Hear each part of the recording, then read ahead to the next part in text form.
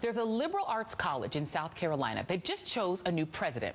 Not something that would normally make news, except that the candidate has no experience in higher education.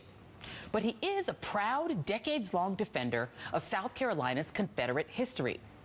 Glenn McConnell, a Republican who, as president pro tem of the South Carolina Senate, automatically became lieutenant governor in 2012 when the prior lieutenant governor resigned, is now set to become the president of the College of Charleston on July 1st. This despite student protests now stretching into a second week, despite a unanimous no-confidence vote by the Student Council, despite a unanimous no-confidence vote by the school's Faculty Senate, and despite one major donor bolting from the college's foundation board and other donors expressing concern about McConnell being selected. The College of Charleston had been making headway in diversity recruitment in recent years. And so the strong negative reaction to the choice of McConnell has its roots in his public embrace of the Confederacy. Here's the Senate President pro tem Glenn McConnell in 2010, dressed in a Confederate general's uniform, posing with mock slaves in a Southern Experience event hosted by the South Carolina Veteran of Republican Women. Here's McConnell posing in a store full of Confederate memorabilia owned by his family until 2009. The Southern Poverty Law Center has noted that in 2009, McConnell appeared on a white nationalist radio show where he criticized the NAACP for attacking a compromise on where the Confederate flag should be flown on State House grounds. There's also the matter of how the college's Board of Trustees arrived at this selection. Sources with close ties to the search have said McConnell was not even among the 15-member committee's top 5 candidates. But the Board of Trustees said in a statement, with 3 excellent finalists, it would be surprising if all of our campus and community constituencies could agree on who should be the top choice for the presidency. Our job as the board was to make a choice between outstanding candidates, and I'm confident the board made a careful and thoughtful choice. And McConnell responded to the controversy by saying, in government, so many times people take advantage of disagreements to try and pull people apart and get headlines. Joining me now is writer and civil rights activist Kevin Alexander Gray. Okay, Kevin, what in the world is going on in South Carolina that this is the selection that was made by this college? Well, obviously, it's politics, and then you have to look at the history of this state. This state's history is based on the Confederacy, based on the enslavement of Africans. You talk about July the 1st, which happens to be my birthday.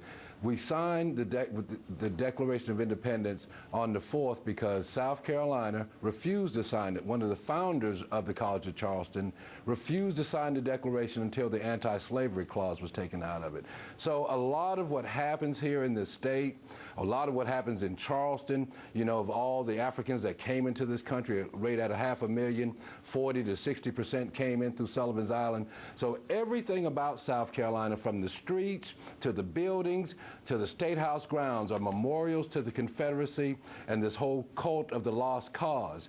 And the people that venerate the Confederacy refuse to accept the fact that even during the time of enslavement, people argued about how morally wrong it is. Instead, they talk about history and they talk about veneration when it was really about the expansion of slavery across the United States. And you know what, to your point, I want to play you a little sound of then Senator McConnell sort of defending his position and really couching it in sort of this sort of relativistic version of history. Well, take a listen and I'm going to get your response.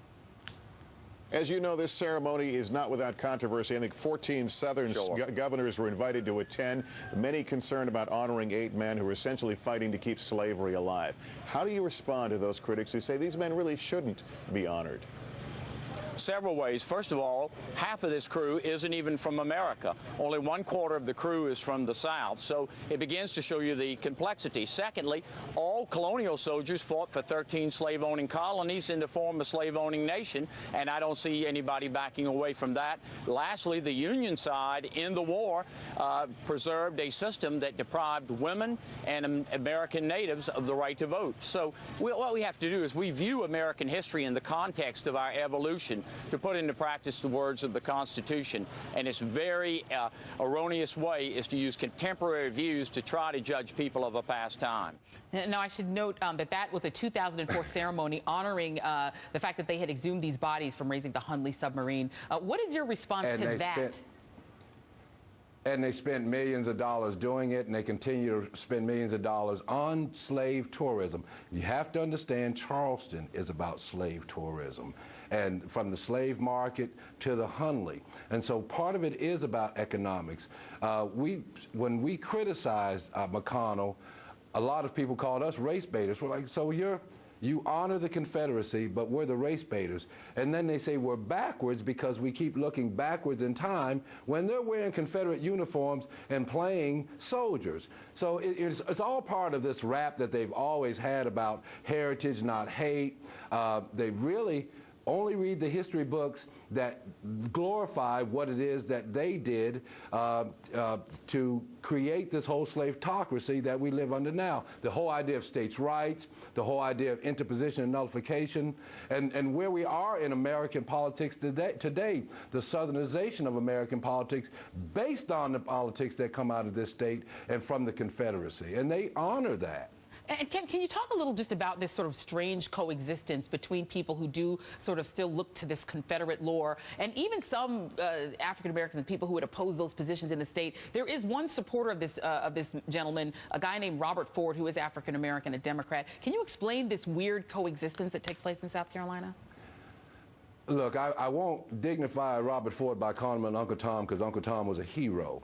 But look, there are people like myself, as president of ACLU, set that flag on fire when they debated that flag, because to me and the people of African heritage in this state, that flag represents slavery. And those people that would defend that flag, be they black or whatever, are buying into a system that was created on the vicious treatment, inhumane treatment of human beings. And so whatever Robert says, I mean, one of the compromises that Robert offered was to put the red, black, and green flag on the State House grounds next to the Confederate flag, like we ever fought under that flag.